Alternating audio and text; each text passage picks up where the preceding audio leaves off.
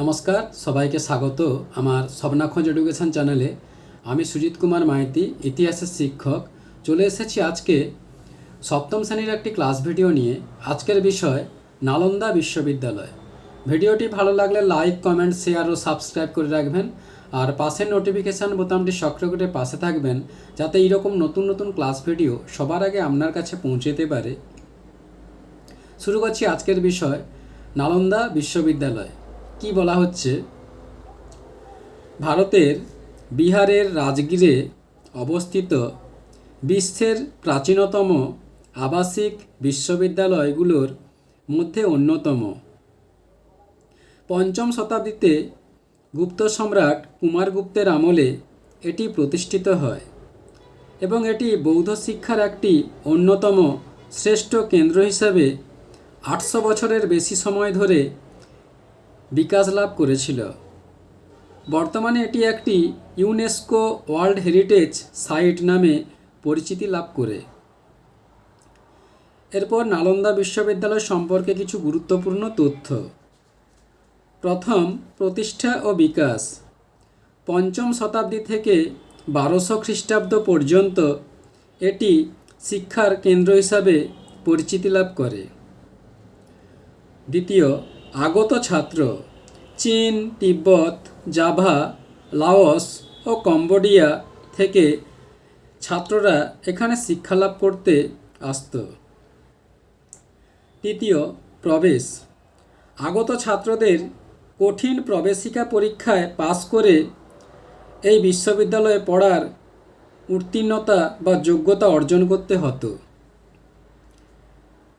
চতুর্থত, নিয়ম নীতি। ছাত্রদের এখানে থাকা ও খাওয়া ফ্রি ছিল। ছাত্রদের নিজেদের কাজ নিজেদের করতে হতো। কেউ ভুল করলে তার কঠোর শাস্তির ব্যবস্থা ছিল। পঞ্চমত, শিক্ষার বিষয়। এখানে বৌদ্ধ ধর্ম, দর্শন, সাহিত্য, জ্যোতির্বিদ্যা, গণিত এবং চিকিৎসাবিদ্যার চর্চা করা হতো। ষষ্ঠ, শিক্ষক সংখ্যা। এখানে প্রায় 1000 শিক্ষক পড়াতেন। সপ্তমত, ছাত্র সংখ্যা। এখানে প্রায় 10,000 শিক্ষার্থী পড়াশোনা করত। অষ্টম, বিখ্যাত পণ্ডিত।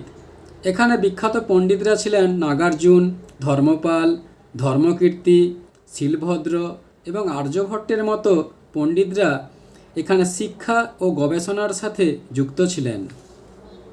নবম, বিখ্যাত শিক্ষার্থী। এখানে বিখ্যাত শিক্ষার্থী ছিলেন হিউয়েন সাং। দশম, লাইব্রেরি। নালন্দা লাইব্রেরি বা ধর্মগঞ্জ ছিল জ্ঞানবিজ্ঞানের ভাণ্ডার। একাদশ, ধ্বংস।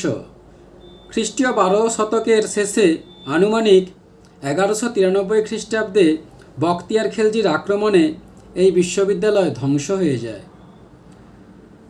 দ্বাদশ, বর্তমান।